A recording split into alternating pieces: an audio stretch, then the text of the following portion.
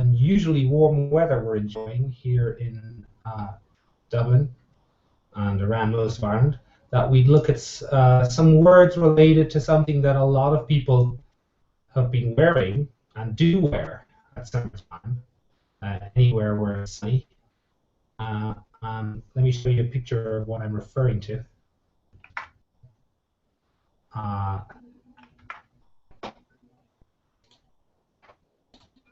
This baby right here. You might have a pair of these at home. We call these guys flip-flops. I should say that that is the British English word. In America, they're called something else. They're called thongs. And you'll have to be selective about that word because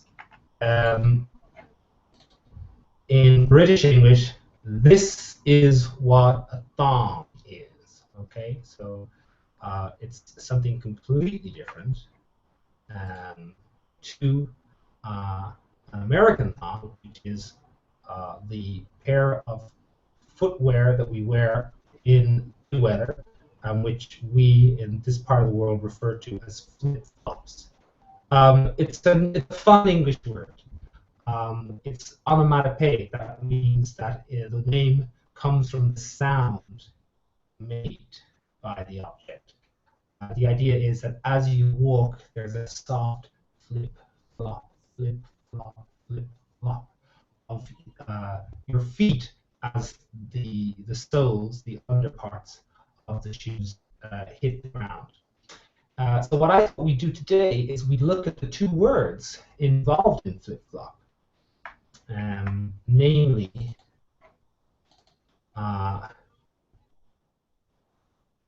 sorry, let me get you to these two words, flip and flop. As you can see, I put the three verb forms of both on the screen there. They're irregular, they're ed endings, and I've also included the pronunciation there in the International Phonetic Alphabet. You can see you've got to say flipped, okay, and flopped when you're using these words, okay? If you're pronouncing it as flipped or flopped, your pronunciation is not correct, and you're going to sound a bit stupid, to be perfectly honest. So you've got to say flipped and flopped. Right, so we're going to take the words one by one. We're going to start with flip, and when we're done with that, we'll move on to flop. Okay, let's look at flip. First meaning of flip. Turn something over or turn over. Okay, what do I mean by that? Well, if I scroll down here, I'll give you some examples of things that we flip. We flip pancakes, for example. Those nice circular round things that we eat on this side of the world, usually on a Tuesday in February, but which can be eaten and are eaten by many others all year round, either as savory food with something salty or something unsweet, or even as sweet. The French call them crepes. We tend to call them pancakes. There's not much of a difference between the two. So when you can you think of or can you picture somebody flipping a pancake? What they're doing is they've got the pancake in the pan. They're tossing the pan or lifting the pan in their hands, and as they do that, the pancake's going up and coming back down. It should come back down on the side, the other side, and that way you're cooking that. Okay, so you will flip pancakes, and as you might have seen there a minute ago, we would also flip omelets. Okay, although sometimes we just flip the omelet. We flip the omelet on its side. You know, we don't necessarily do the whole tossing it in the air thing. We will just gently kind of flip one side of the omelet up onto the other side and down. Okay. Another thing that we do very commonly is flip a coin, and that is what you want to do if you need to make a decision about how to start a game, or even if you just want to make a decision. I think there was a book, some guy made all his decisions in life by flipping a coin. And depending on which side of the coin landed, he would go in one or two directions, saying yes or no to whatever. So I don't actually have a coin here, but what you do is you balance the coin on the tip of your finger there, and you do that with the thumb. The coin goes up into the air, comes back down. You would normally let it land in the palm of your hand, and then do that, and then lift the palm of your hand to see what side of the coin is facing up. Okay, it's quite a useful piece of language to have, actually. So I'll just show you a little dialogue that I put in here. You suggest to the person or to the people you're talking to that in order to make the decision, or in order to decide who's going to go first or who's going to do something, you should flip a coin. So you say, okay, guys, let's flip a coin. And the next thing you say is heads or tails. Okay, notice how my voice goes up with the first one and down with the second one. Heads or tails, although it's perfectly okay because it's such a fixed phrase just to say heads or tails. So the head part comes from British coins. All coins in the past, and British coins still do, had the head of a monarch, that is, the head of a king or a queen on one side. So that was the side that's called heads. And the other side then is the side that's called tails. If you were living in a European country, not all of our countries using the euro, sorry, I should say if you're living in the eurozone, not all of the eurozone coins have a monarch's head on them. I think the Spanish coins do, but I know that the Irish coins, for example, don't. So you've got to decide which side of the coin is going to be heads and which is going to be tails. And then you get the person to make a decision, and you flip the coin, and if it's heads and they had chosen heads, then they get to make the decision, or they get to go first. Okay. Right. Let's look at some other meanings of the word flip. So we've talked about how you turn something over, or something turns over. And we use the word flip to describe that. Okay, so I talked about flipping omelets and flipping coins and flipping pancakes. Okay, but let's talk about something that just flips itself. All right. How about this one? The car skidded and flipped 3 times. Okay. So what you've got here is the car skidding means when a car skids, what happens is you apply the brakes, or you press on the brakes with your foot. The brakes stop the wheels, and then the wheels slide along the ground. And that's often the first step in a car losing control. Not always, of course, you can get control back of the car. So in the example I just put on the screen there, the car skids and then flips. Okay, 3 times. So it turns over, it does a full 360, 360, 360 before it stops. Okay, and you can imagine if you're in a car that flips 3 times, you might need medical assistance after that.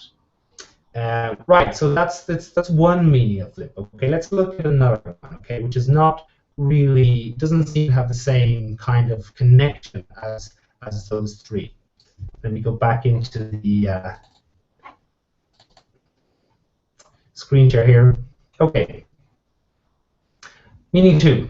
lose control of yourself and become angry or aggressive or violent. Okay. Um, I've got an example here. He completely flipped and drop kicked the spectator. Okay. Can you guess what footballer I'm referring to in that sentence? He completely flipped and drop kicked the spectator. If you were a Manchester United fan way back in the 90s, you probably remember a French footballer, Eric Cantona, and he very famously flipped when he heard a spectator in the crowd shout abuse at him. And his response was to the surprise of everybody watching and the incredulity, was to actually jump up in the air and kick the spectator in a kind of martial arts move. Okay, so that's not something that people normally do. It was quite a sudden response to the abuse from the spectator. So to describe Eric Cantona's behavior, where one minute he was under control or he was in control of himself, and suddenly he did that, we would say he lost control of himself. And a short way of saying he lost control of himself and drop kicked the spectator is just to say he completely flipped. And we will use that all the time to kind of explain behavior of ours that we don't want to recognize as normal or part of our character. Oh man, I'm really sorry. I flipped. I don't know what I was thinking. Okay. How did you feel when you heard what he'd done? Man, I completely flipped. That's the kind of situation you use the word in. Right, so we've looked at flip. We've looked at two very common meanings of flip. You flip your coins, you flip pancakes, and you flip omelets. Things can flip over, cars can flip over if drivers lose control of them, okay? And then in the second meaning, people can completely flip, or people can just flip like that. People can lose control all of a sudden and go crazy and do crazy things. Let's look now at the other word, the other part of our flip-flop, which is the word flop. Let me go back in here. Okay, here's one meaning of flop. Fall heavily into a chair or onto a sofa or bed in a relaxed or tired way. Well, the best way for me to kind of show you this, or to demonstrate meaning, is actually for me to try to flop into this chair. So I'm going to do that now. You know, if I were to just sit down normally in the chair, it would look something like this. Okay, so I'm standing up and I'm sitting in my chair. Nothing particularly strange about how I've sat down. However, if I'm standing up and I go like this, the way I just fell into that chair, and it was more of a fall than an actual sit down, is described by using the word flop. Okay, why would I do that? A, I'm really, really tired. Okay, so as I did that, you probably heard me push out breath. I'll do it again. Okay, so with the pushing out of breath, I'm indicating that I'm really tired. And we do flop into chairs or flop onto sofas or flop onto beds after a long, tiring day, or when we're tired after some work. But you can also do it not because you're tired, just because you're really relaxed. You know, so I could come in and say, "So, what's going on?" Okay. So if I'm flopping onto a chair, or flopping into a chair, flopping onto a sofa, I'm either tired or I'm very relaxed, very chilled out. On a nice summer's day, maybe I'm wearing flip-flops, and I am not just simply sitting into a chair. So would you go to a dinner table and flop into a chair at a restaurant? Probably not. Okay, would you flop onto the sofa at home with the remote and pick up the remote control and turn on the TV? Absolutely, you probably do it all the time. Okay, I think I have a illustration sentence there. Yeah, here we are. She came home and flopped onto the sofa. It had been a long day. Right. Let's look at another meaning of flop, which is one that you're going to come across a lot. Okay. I'll pull it up for you now. Sorry, hang on a minute. Right, here we are. Not attract an audience. This is when we're describing a film or a play. Here's a sample sentence. The film was a huge flop. Right. Well, I think as the sentence makes clear, although maybe you're a little confused by the word huge, huge means an enormous, really, really big. And it's very common to use really big, enormous with positive words. Okay, so you could say the party was a huge success. Okay, but here we're using the word to describe something bad.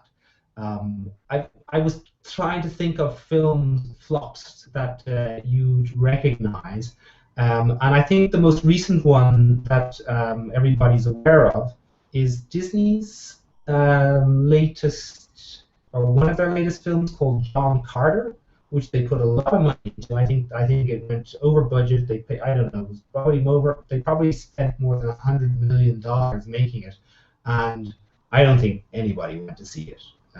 They were expecting it to be a huge success, but it was a huge flop.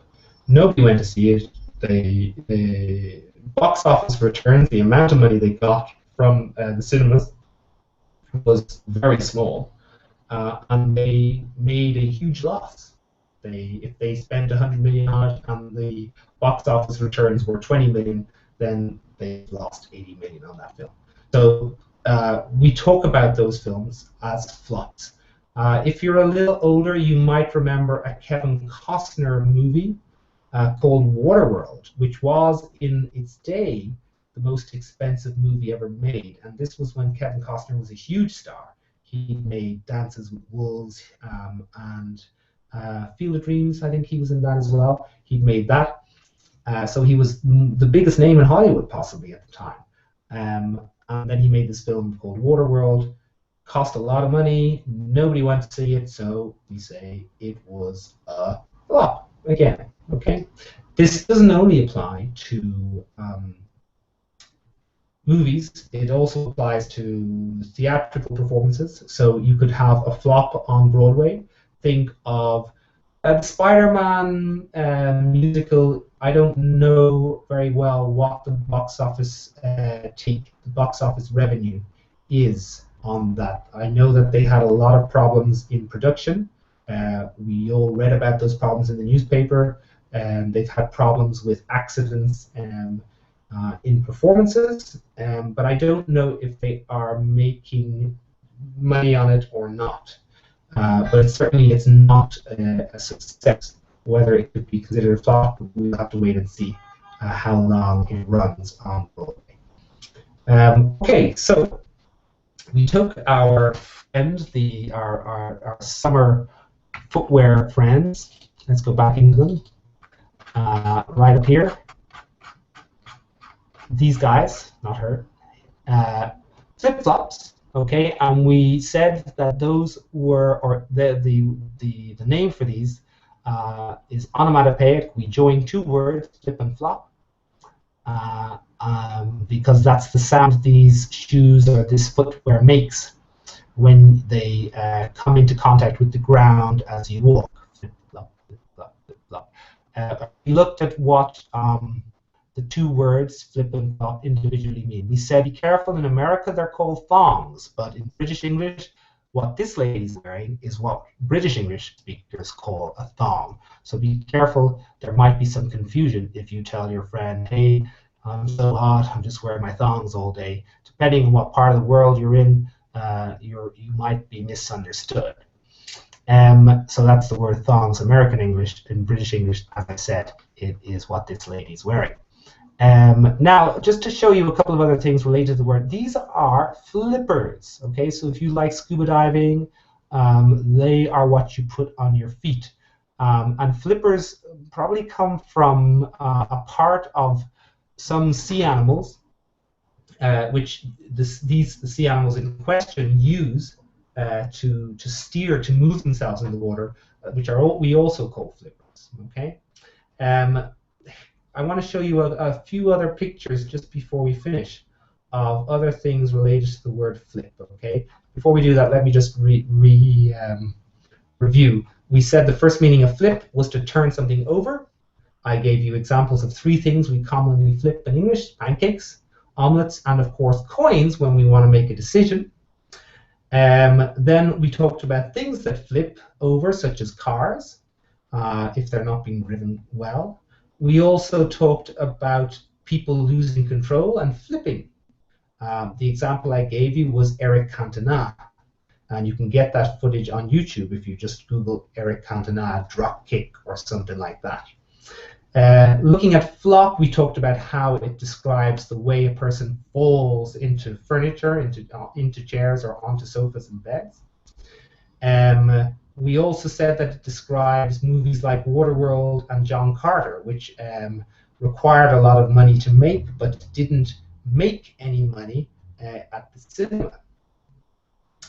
There is my example. The film was a huge flop. Now, this is a flip chart. If you work in an office, chances are, when I say chances are, I mean it's very possible, chances are you have one of these. And as you can see, it's a handy stand that allows you to flip the paper over and behind it as you progress through your presentation or meeting.